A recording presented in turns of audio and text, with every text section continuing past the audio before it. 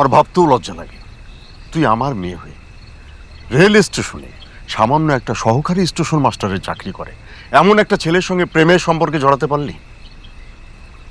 বাবা তুমি আমার কথাটা তো শোনো। না, তোর কোনো কথা শুনবো না, তোর কোনো কথা শোনার মতো আমার সময়ও নাই। আরে আমি কয়েকদিনের জন্য ঢাকায় গেছি, এরই মধ্যে এই অবস্থা। বাবা তুমি আমার কথাটা তো শোনো আগে।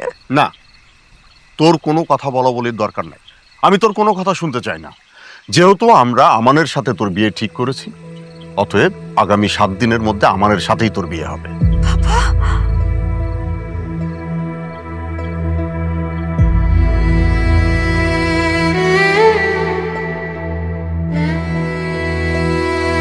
মা ওর নাম পরি।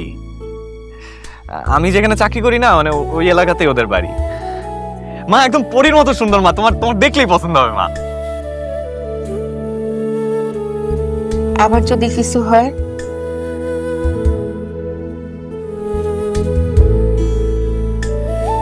দুঃখিত, কাঙ্ক্ষিত নম্বরটিতে এই মুহূর্তে সংযোগ দেওয়া সম্ভব হচ্ছে না।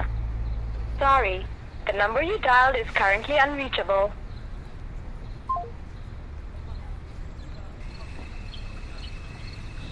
দুঃখিত, কাঙ্ক্ষিত নম্বরটিতে এই মুহূর্তে সংযোগ দেওয়া সম্ভব হচ্ছে না।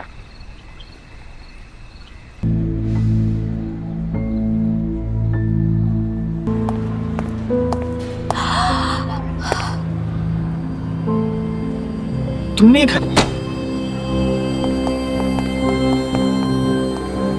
বাবা মা না সবকিছু জেনে গেছে, তারা আমার থেকে ফোনও নিয়ে গেছে, তাই আমাকে না জোর করে বিয়ে দিতেছে বাবা। এখন বিয়ে দিয়ে দিচ্ছে মানে?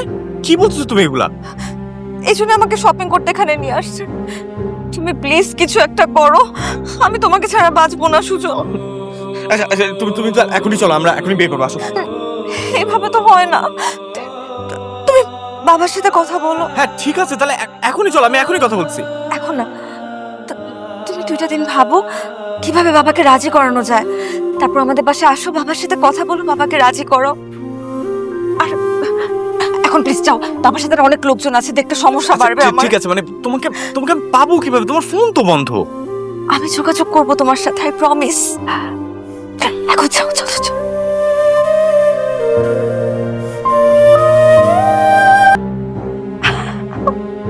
আমাকে তুমি তো বলে নাই, রিয়াজকে বলছিলা? দেখছো রিয়াজ আমাকে কিচ্ছু বলে নাই।